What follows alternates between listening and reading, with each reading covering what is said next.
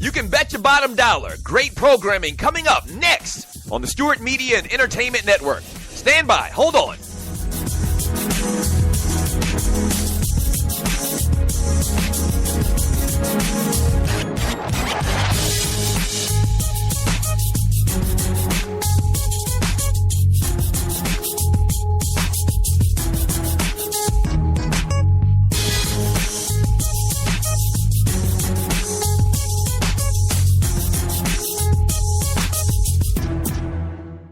Talk at its finest, coming up next on the Stewart Media and Entertainment Network. In about 2 minutes, stand by.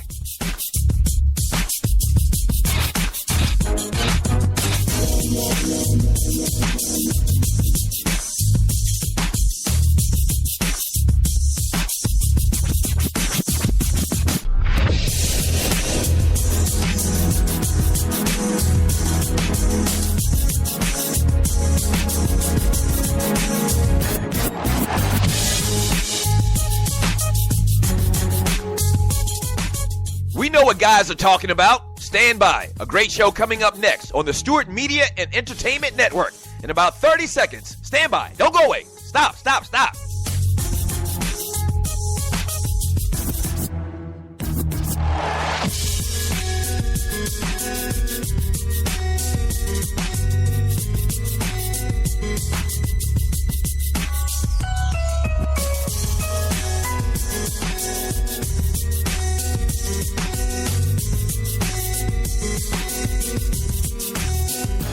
If they're talking about it at the barbershop, we're talking about it here on SME. Great show coming up in about 30 seconds. Don't go away. Stand by.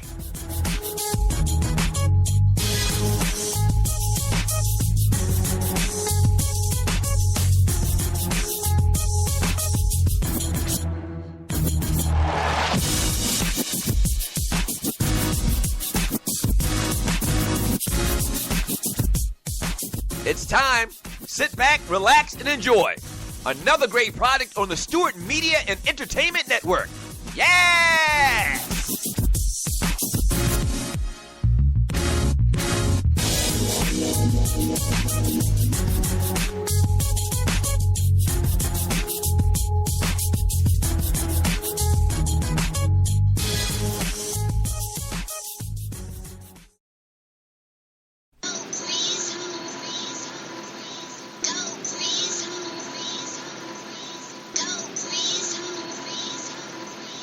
I'd like to welcome everybody to the Grizz, and of course, I'm your host, Rashai Grismore. I have a fun and a very exciting show for you today.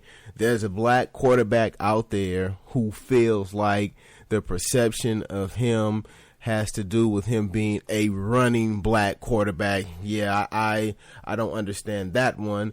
And then what happens when you try to copy another individual? You wind up losing.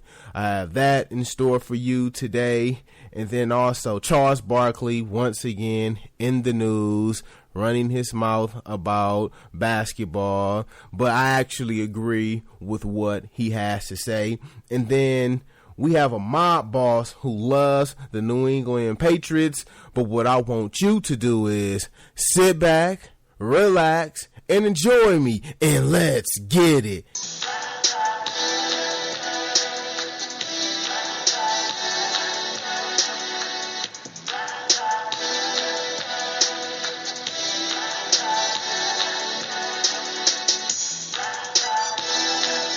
Thank you everyone out there for tuning in to Me the Grizz, however it is that you are tuning in. So welcome. Thank you for listening to me here on SME. So, yes, yesterday I went to CarMax and I was a co-signer for my little brother Joshua, his first car. It was I want to say it was a Kia. I don't know what type of Kia it was, but it was a 2-door, and the car is ugly. And when I saw the car, I was like, dude, like, this car is not, like, it has no style. It's very, very primal. But he loved the car, and I was glad that I had the credit to be able to go down there and, help him with a car. He didn't have to put any money down. He does have a 12% interest rate, but for me being the older brother, being able to help the younger brother out, for me, I think that it's pretty cool. And also, I have to say this. Now, there was an individual, I was doing Mr. Stewart's show on, what was that, Friday. And there's an individual out there by the name of Chief Rocker Jersey Vern, who pretty much, he called me out. I seen what he had wrote, and he was saying that, he wants to see me as far as, talking about sports. And I'm here to say this, Chief Rocker Jersey Vern, if you want this, guess what? You can come and you can get this. I'm not running away from anything, but I will caution you by saying this. I will destroy you. Anything that has to do with sports, I will destroy you. So if you want it, by all means, you can get it. We can set up a time and a date, and we can do this. Trust and believe me, I'm not those individuals that you do your little sports show with. I'm really about business. This is what I love. So if you want it, definitely, by all means, you can come and get this, and I will destroy you. Now, let's get off into this here sports. Ryan Lochte backtracked on his initial comments to the network made Sunday, saying that the barrel of the gun he said was placed on his forehead was instead pointed in his direction. He also now says that the taxi wasn't pulled over, but that the swimmers were robbed after making a stop at a gas station. Now, I was watching this on NBC with Bob Costas, and as I was watching it, I'm saying to myself, okay, yeah, something isn't right here. Like, obviously, he was out there doing something he wasn't supposed to be doing. Because, trust and believe me, I have had a gun pulled out on me a few times. I've been shot at a few times. Now, I'm not sitting up here saying, yeah, look at me, because I'm not. I don't wish that on anyone, but the environment that I was in, it caused those situations to happen. And trust and believe me, I'm not going to sit there and make something up. Like, I remember vividly when a gun was pulled out on me. I know exactly what happened when I was shot at. I know exactly what happened when that occurred. So for him to sit there and make up or kind of obfuscate the truth, for me, I don't think that was cool. I think it's pretty much foul in my opinion. But I'm going to say exactly what I feel happened. Now, we're talking about Brazil. In Brazil, they have fine women. That's what they have in Brazil. I think Jack Conger, and Gunnar Bentz and Jimmy Ving, I believe that they was out there trying to do something. I don't know what they was trying to do. Maybe they was trying to get a sex worker. I don't know what they was trying to do, but they was doing something that they had no business doing.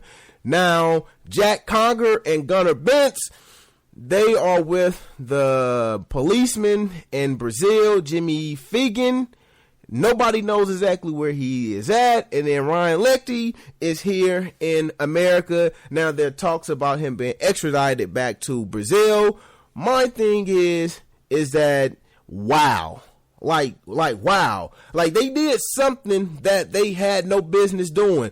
Why? Because when I saw them on the footage and they were going into the little metal detectors, when I saw them, I didn't see someone who was being robbed. Trust and believe me, when you have a near-death experience, there's no type of, hey, I'm having a good time. No, it's like, man, like they robbed me? Like they put a gun to my head or they pointed the gun at me? You're not happy. So, yeah, I think that these individuals, they did something that they had no business doing, and they came up with this little story to not be embarrassed. But hopefully the truth comes out, because I really want to know exactly what they did. What was they out doing? Because I know that the authorities told them about Brazil. Brazil has a high crime rate.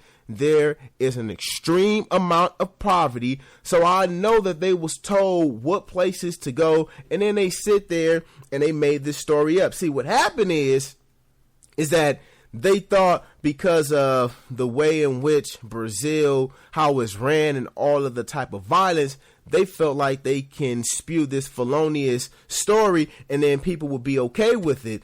And that's not what had occurred. So yeah, these guys, I for real, seriously, I really want to know what they did. I really do. And I'm not going to put out the possibility of a woman. Brazil, they have fine women. Seriously, they have some fine looking women.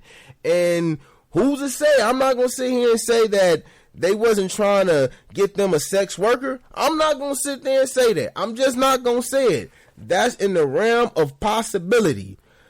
Now, that's one part of the Olympics, the bad part of the Olympics. Now, here's a part of the Olympics that most kids, no, not most kids, but all kids should learn from. Justin Gatlin tries to imitate Usain Bolt in the 200-yard dash.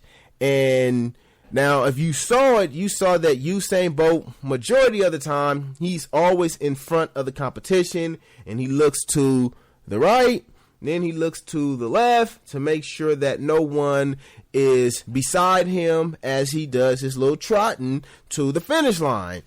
Now, he did that in the 200-yard dash, and the guy from Canada called himself trying to really speed up, and Usain Bolt was like, dude, like, you're not supposed to do that. Like, you do know that we have a final. Like, you sitting up here exerting entirely too much energy.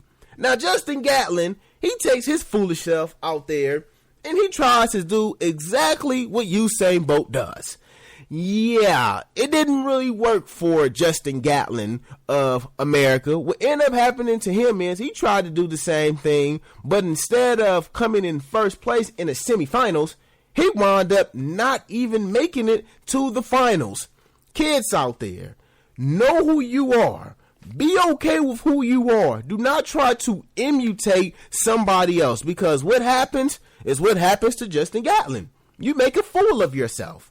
If he would have sit there and tried to be who he is, then he would be in the finals. And then to add insult to the injury or to the embarrassment, he sits there and says, yeah, something was wrong with my ankle. I was like, oh, nah, he didn't say that. Nah, he went that route. No.